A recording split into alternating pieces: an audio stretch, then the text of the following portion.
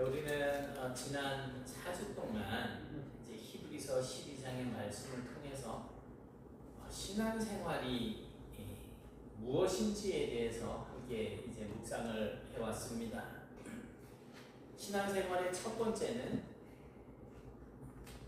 예수 그리스도를 바라보는 것. 두 번째는 주님께서 우리를 징계하신다 했는데 징계는 사실 훈련이라는 뜻을 가지고 있다 그랬죠. 그래서 주님의 훈련을 귀하게 여기면서 사는 것. 세 번째는 열심히 믿음 생활하다가 이제 비탈길에서 이렇게 길을 걸어가듯이 절뚝거릴 때가 있는데 이러한 슬럼프에 빠지게 될 때 무릎이 약해지고 손이 약해지고 해서 정말 하나님 앞에 바르게 서 있지 못할 때 기본으로 돌아가자 그랬잖아요. 그래서 하나님께로 돌아오자. 그래서 우리를 바르게 지도하시는 코치 되시는 하나님 앞에 돌아와서 배우라는 거예요. 그리고 지난주에 생각한 것은 하나님의 거룩하심에 동참하라는 것이었습니다. 그렇다면 이런 신앙생활을 해야지 되는 사람들은 누구입니까? 그리스도인들, 예수를 믿는 사람들이잖아요. 예수 안 믿는 사람들이 우리와 같은 신앙생활을 할 리가 없죠. 그러니까 예수를 믿는 사람들, 바로 저와 여러분들이 이런 신앙생활을 해야 된다는 것입니다. 그렇다면 그리스도인이란 누구냐 하는 질문을 던져볼 수가 있겠습니다. 우리가 교회는 나오고 예수를 믿는다고 고백을 하지만 이 고린도후서에서 우리는 그리스도인의 정체성을 밝혀주는 몇 가지 이미지를 찾아볼 수가 있습니다. 그러니까 그리스도인이라고 한다면 적어도 이런 삶을 살라는 거지. 오늘 본문에서는 이제 향기라고 하는 이미지로 그리스도인을 설명을 해주고 있습니다. 가끔 이제 매일같이 나는 냄새는 아닌데 새벽 기도를 마치고 집에 이래 들어가면 현관에 딱 들어서는 순간 아마 1층에서 요리를 하는 것 같아요. 나물 저 어렸을 때 어머니가 무쳐주던 그 참기름 냄새 섞인 그 나물 그냥 막 군침이 살살 도는 그런 냄새. 또 어떨 때는 비지를 끓이는 냄새, 또 어떨 때는 된장찌개를 끓이는 냄새. 이런 냄새 때문에 들어가면서 우리 집은 또 뭐 맛있는 거 끓여서 먹는가 보다 이러면서 이제 엘리베이터를 타고 올라가고 그랬던 적이 있어요. 가끔씩 그래요. 가끔씩.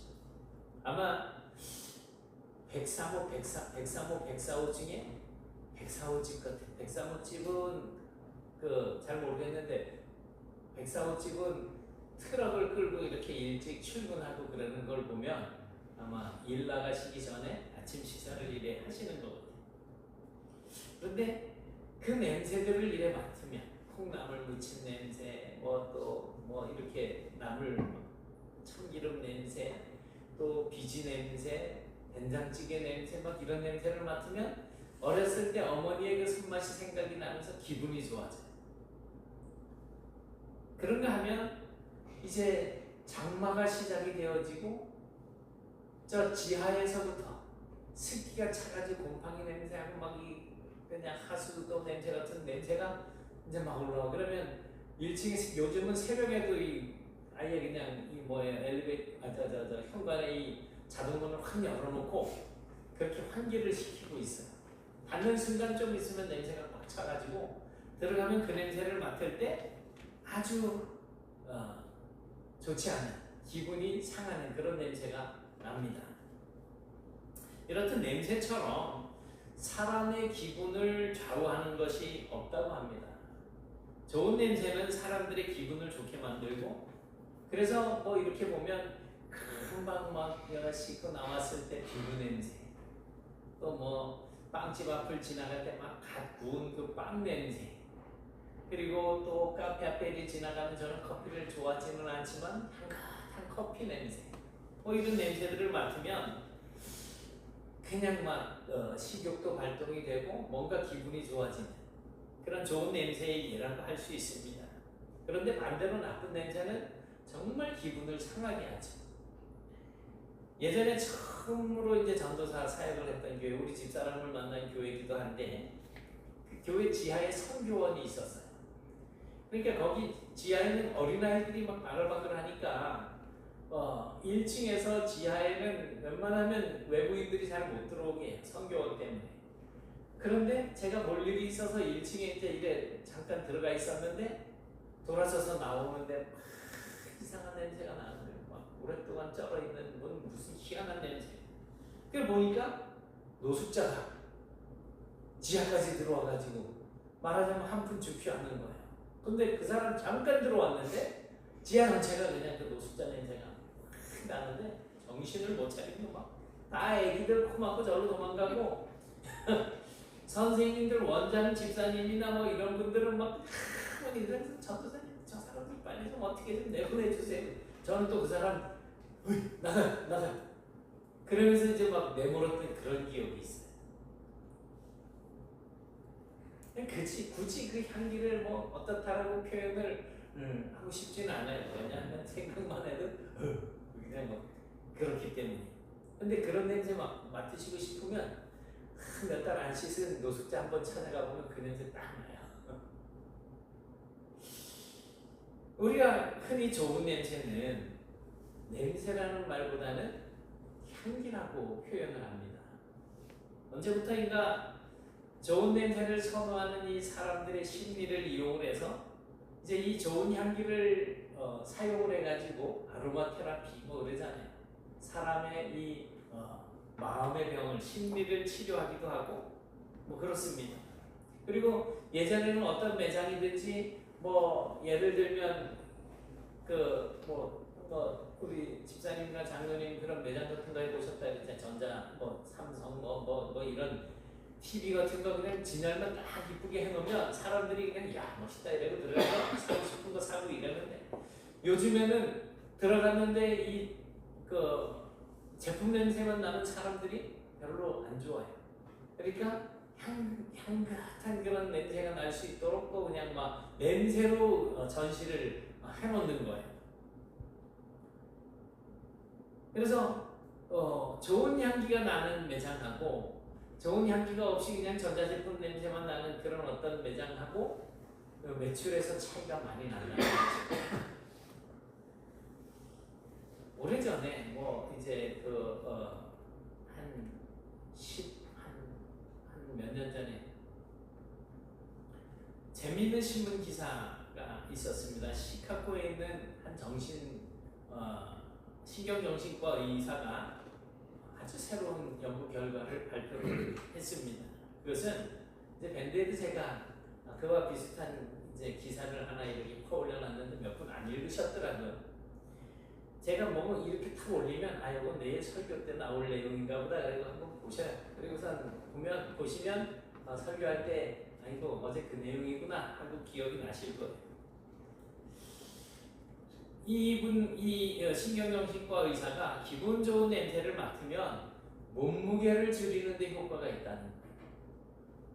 그리고 실제로 그 연구를 바탕으로 새로운 다이어트 구강 스프레이가 출시되기도 하고 그래서 요즘은 좋은 냄새를 추구하는 시대다라고 이야기할 수 있습니다. 그런데 성경은 이미 오래전부터 이 향기에 대해서 그 중요성을 강조해주고 있는 것을 보게 됩니다. 여러분 하나님께서도 좋아하는 냄새가 있다는 거 혹시 아십니까? 창세기 8장 20절에 보면 노아가 이제 홍수가 마치고 난 이후에 방주에서 이제 나와서 하나님 앞에 번제단을 쌓고 단을 쌓고 번제물을 하나님 앞에 드리게 됩니다.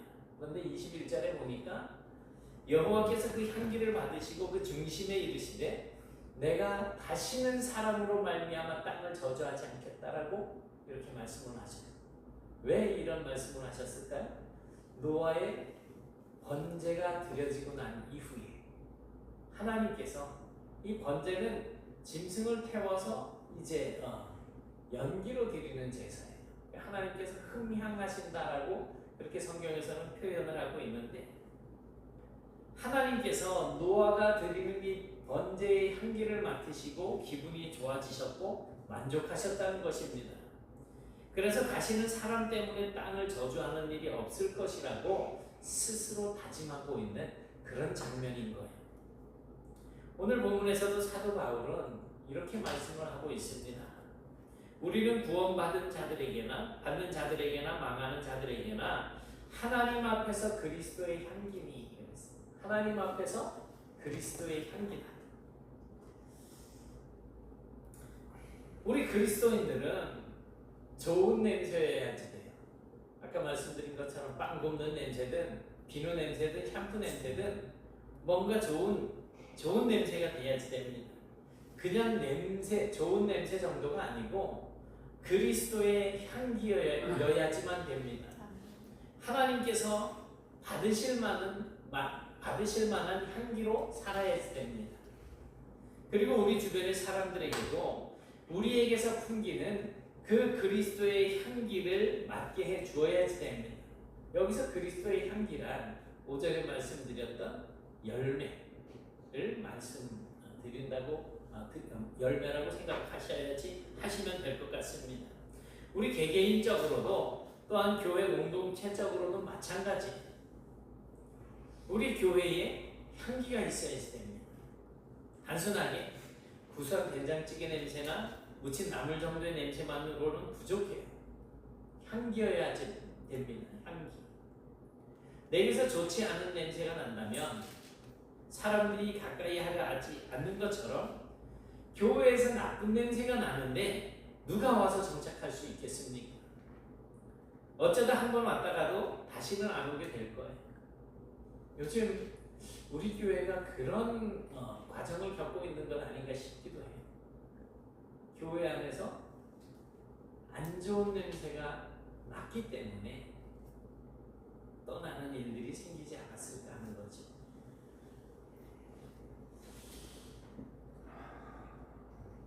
그래서 오늘 이 말씀을 통해서 나에게는 어떤 냄새가 나고 있는지 한번 진단해 보실 수 있기를 바랍니다. 나는 어떤 냄새를 풍기고 계십니까, 여러분들은? 우리 교회는 이 지역 사회에서 어떤 냄새를 가지고 있을까요? 그리고 그리스도의 향기가 되어서 살아간다라고 하는 것은 무슨 뜻일까요? 어떻게 해야 좋은 향기를 나타낼 수 있을까? 이런 질문들이 오늘 말씀을 듣는 여러분들의 마음속에 계속 던져질 수 있길 바랍니다. 우리 오늘 본문 말씀 속에서 그리스도와 연관이 되어지는 그리스도의 향기와 관련이 되어지는 세 가지 이미지를 찾을 수가 있습니다. 그 첫 번째 이미지는 승리예요. 승리. 이 말은 우리의 삶 속에서 승리의 냄새가 날 때 우리는 그리스도의 향기라고 할 수 있는 거예요. 승리는 뭐를 가지고 승리라고 이야기를 해요? 뭔가 싸워서 이겼을 때 승리라는 거죠. 로마 제국은 전쟁에서 싸워서 큰 승리를 거두고 돌아오는 장군과 그의 군대의 그 공적을 이제 치하하기 위해서 늘 개선 행진을 하게 했습니다. 그래서 군대가 그냥 성 안으로 들어올 때까지 쫙 행진을 하고 사람들은 서서 환호를 해주는 거예요. 이건 기쁜 소식이거든요. 이겼다. 승리했다. 바울은 이러한 이미지를 가지고 오늘 본문 말씀에서 이렇게 말씀하고 있습니다.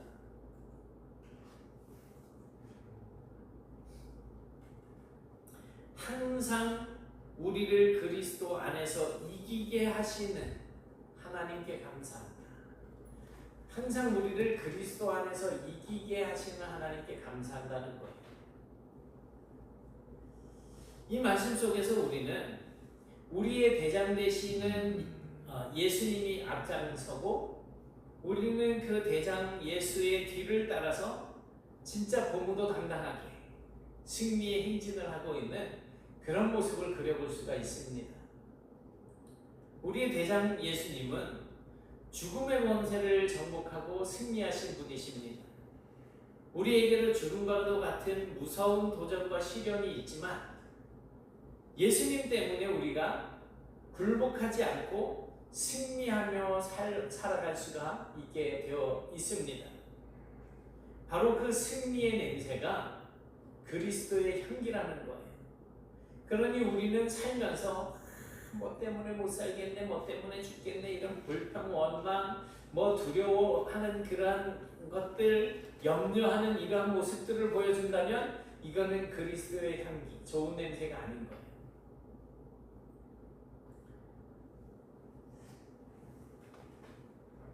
바울이 말하는 승리라고 하는 것은 어떤 경제적으로 뭐 부를 쌓는다든지 물질적인 성공만을 이야기하는 것은 아닙니다.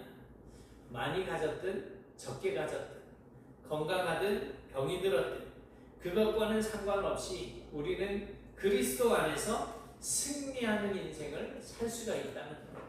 아무리 병약해도 승리할 수 있어요. 그것은 우리 인생에 대한 신앙생활의 어떤 태도의 문제입니다.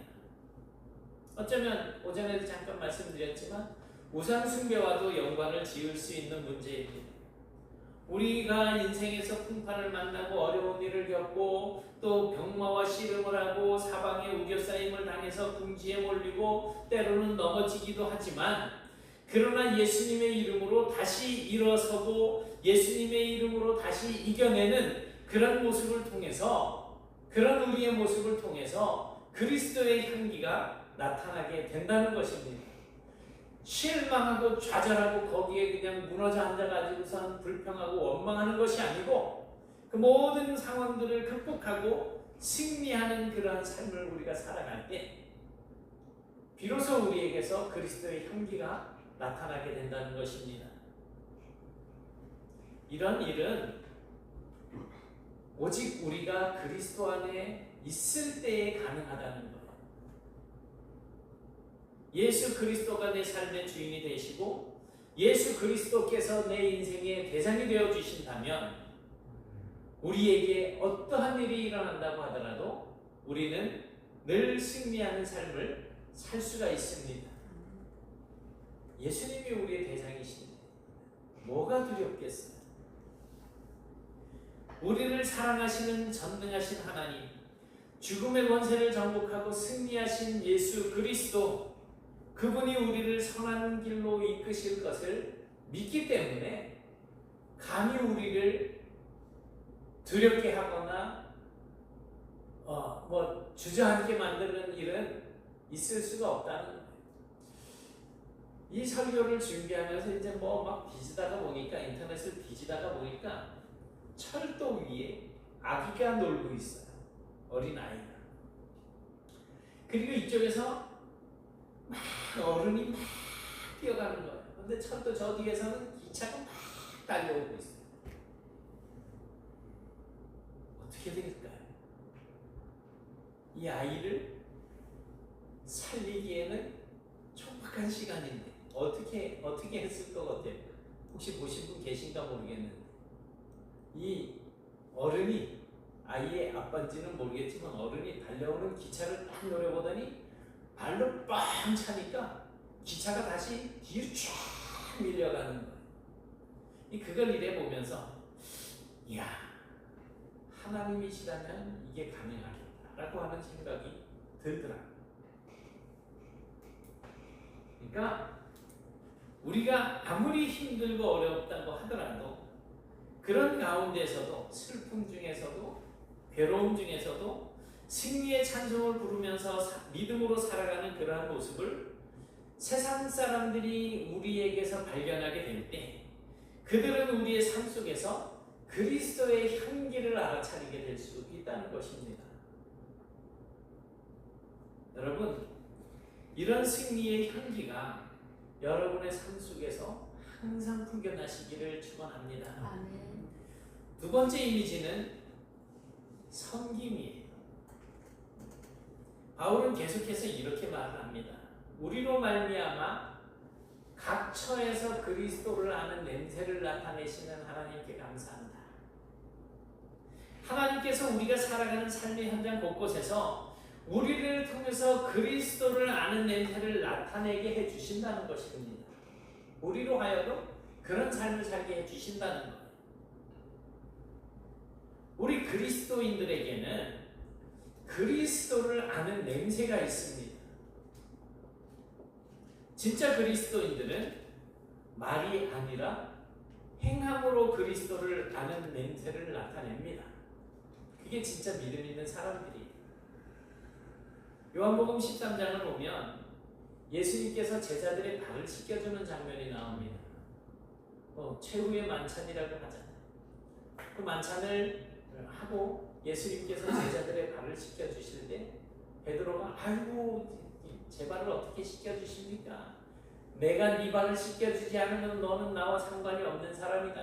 그러면 목욕을 시켜주십시오. 그랬더니 이미 목욕한 사람은 이제 발만 씻으면 된다. 이렇게 말씀을 하시는 거예요. 그렇게 발을 씻겨주시는 장면이 나옵니다. 이렇게 예수님은 제자들의 냄새나는 발을 친히 씻겨주심으로써 하나님의 사랑을 보여주셨어요. 사실 그것은 십자가를 지기 위한 서곡이죠. 겸손히 낮아지고 섬기는 삶을 통해서 세상을 구원하시는 하나님의 뜻을 이제 완성하셨습니다. 그래서 우리가 그리스도를 안다라고 하는 것은 이러한 예수님의 섬김을 안다라는 뜻입니다.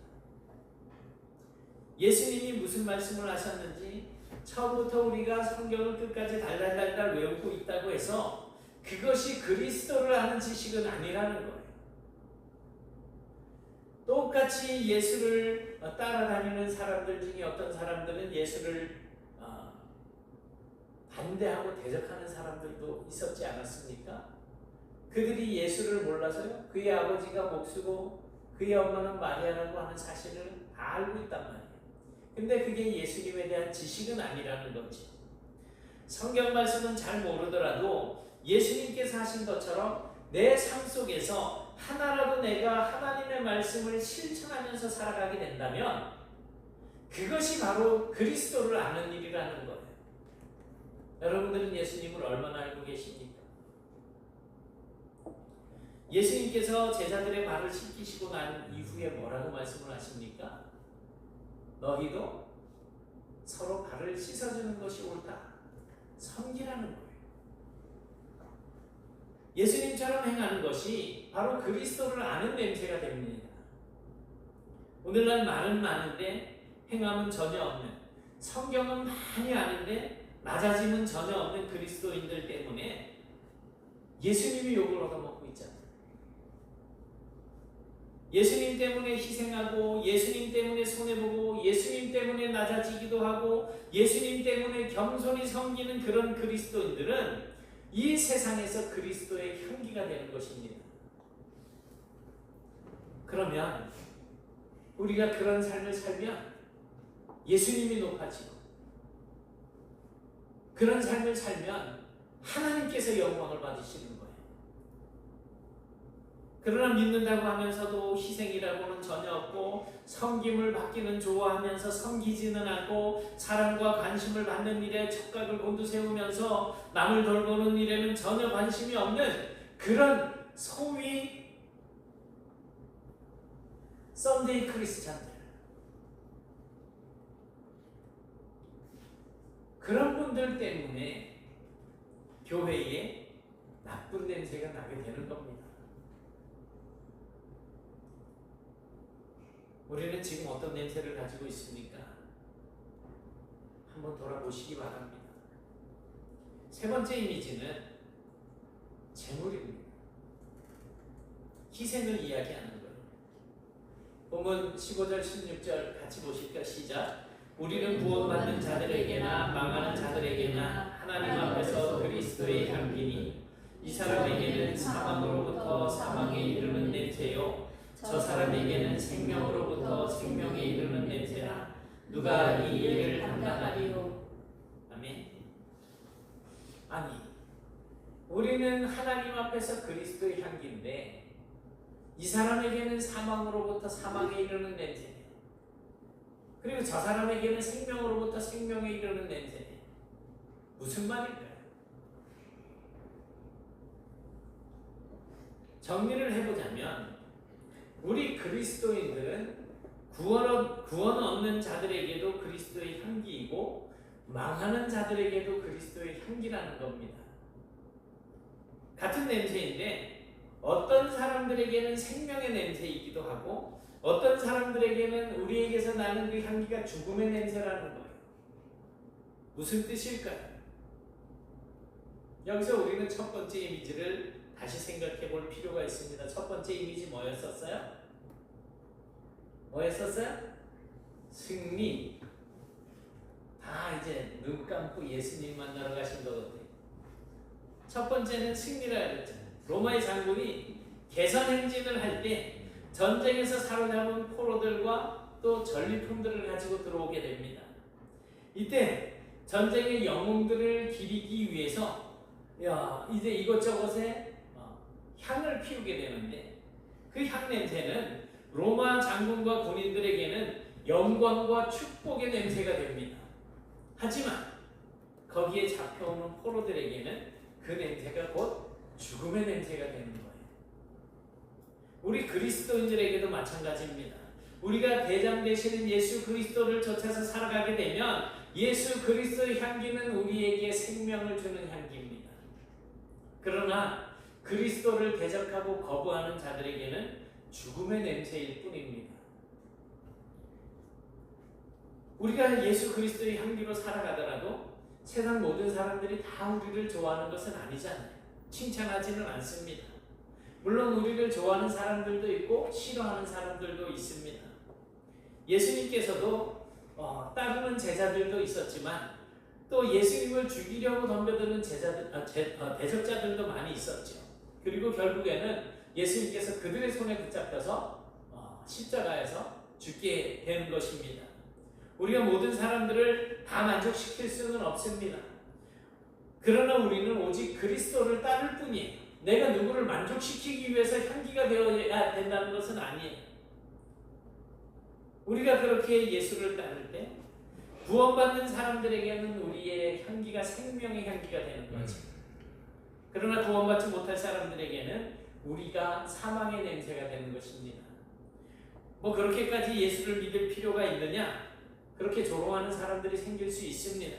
그 중에는 적극적으로 예수를 믿지 못하도록, 교회를 다니지 못하도록 조금이라도 주를 멀리 떠나게 하려고 핍박하거나 여러 가지 방법을 동원해서 우리의 신앙생활을 방해하는 사람들도 있습니다. 반드시 있어요. 그런 사람들에게 예수를 따르는 우리의 삶의 모습은 사망의 냄새에 지나지 않는다는 것입니다. 그러나 구원받는 사람들이 볼 때 우리는 생명의 향기입니다. 그리스도에게 딱 붙어 있어서 함께 승리를 전하는 생명의 향기여야 됩니다. 그래야 하나님께서 우리를 인정해 주십니다.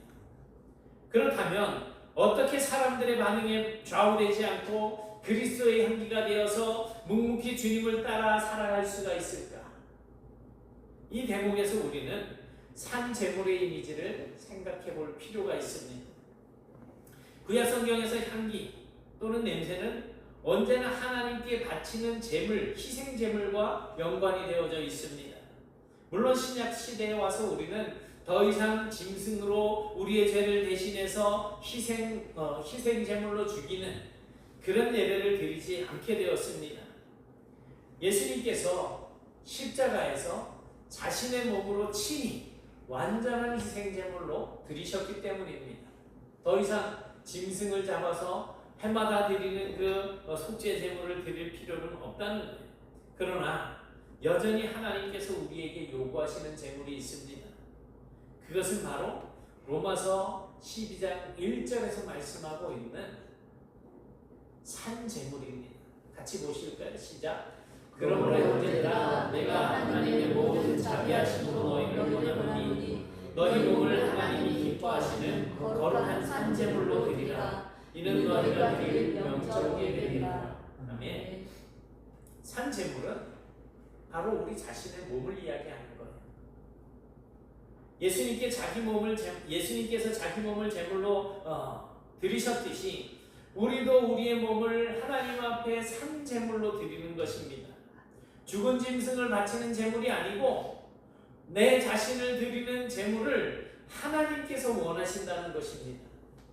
우리가 매주일 하나님께 예배를 드릴 때 나를 살아있는 제물로 드리라는 거예요. 예수님께서 그러나 나의 원대로 하지 마시고 아버지의 원대로 하십시오 라고 그렇게 기도하고 자신을 십자가에다가 드리셨듯이 우리도 내가 생각하고 내가 원하는 것들이 있기는 하지만 그러나 내가 아니라 하나님의 뜻에 나를 맡기는 삶을 살아드리라는 것입니다. 그게 산제물인 거예요. 그러면 내 속에 내가 없어집니다. 나는 예수님과 함께 십자가에서 죽었고 내 속에서는 그리스도께서 살아계시기 때문입니다. 우리가 드리는 예배는 바로 이런 것입니다. 이런 예배를 가리켜서 영적 예배라고 말씀을 하고 있는 것입니다. 여러분, 내가 살아있고 내 고집과 내 경험과 내 지식이 여전히 나의 주인 노릇을 하고 있으면 나는 그리스도의 향기가 될 수가 없습니다. 십자가의 냄새 대신해서 사람의 냄새가 나고 희생의 냄새 대신에 욕심의 냄새가 나고 거룩함의 냄새 대신에 죄악의 냄새가 나게 됩니다. 그런 사람들이 모여서 꾸려가는 교회는 항상 시끄럽습니다. 평안할 날이 없는 거예요. 세워주고 위로하고 회복시키는 일은 없고 헐뜯고 상처주고 깎아내리는 일들만 생겨나는 거죠. 그런 사람의 냄새가 나는 교회가 어떻게 세상을 구원하는 방주가 될 수 있겠습니까? 희생이 없는 예배, 비움이 없는 예배, 이것은 영적인 예배가 아닙니다. 우리 자신이 희생제물이 될 때 그 예배를 하나님께서 기쁘게 받으시고 우리 또한 하나님이 기뻐하시는 거룩한 산제물, 즉 그리스도의 향기가 될 수 있는 것입니다. 사랑하는 여러분, 우리는 그리스도의 향기입니다. 예수님께서 승리하셨듯이 예수님의 이름으로 승리하며 살아가는 성도가 되시길 바랍니다. 아멘. 그리스도께서 섬기셨듯이 우리도 예수님의 이름으로 섬기며 살아가는 그런 성도들이 되시길 바랍니다. 아멘. 그리스도께서 십자가의 제물이 되셨듯이 우리도 산제물이 되어서 하나님 앞에 영적으로 예배하는 그런 성도가 되시길 바랍니다. 아멘. 그럴 때에야 세상은 우리를 통해서 좋은 향기, 생명의 향기를 맡게 될 수가 있습니다. 바로 그 향기를 통하여 전도의 문이 활짝 열리고 상처가 치유되어지는 생명의 역사도 나타나게 될 것입니다. 우리 모두 향기로운 성도, 또 우리 네트교회가 향기로운 교회가 되어서 하나님을 기쁘게 해드리며 살아가는 그러한 우리 모두가 되실 수 있기를 주님의 이름으로 축원합니다. 아멘. 사랑의 하나님, 고맙습니다. 저희들이 이 땅 사는 동안 하나님의 나라의 백성이요 하나님의 자녀가 되게 하심을 감사드립니다. 주님께서 저희들을 위하여서 친히 본을 보여주시고 희생하시고 헌신하셨던 그러한 모습들을 이제 저희들이 기억하게 하시고 저희들 또한 예수님의 제자로서 그러한 삶을 살아야 하겠는데 우리의 욕심이 앞서고 내 지식이 앞서고 내 자존심이 앞서서 그리스도의 좋은 향기로 남아있지 못함을 용서하여 주옵시고 이제 이후로 저희들의 모든 생각들은 다 접어두고 내 안에 사신 예수 그리스도를 따라서 한 걸음 한 걸음 내디디며 살아가는 저희들이 되게 하시고 그러므로 말미암아 저희들은 이 세상에서 그리스도의 향기로 온 세상을 변화시켜 나갈 수 있는 주님의 복된 일꾼들로 삼아 주시옵소서. 예수님 이름으로 기도드리옵나이다. 아멘.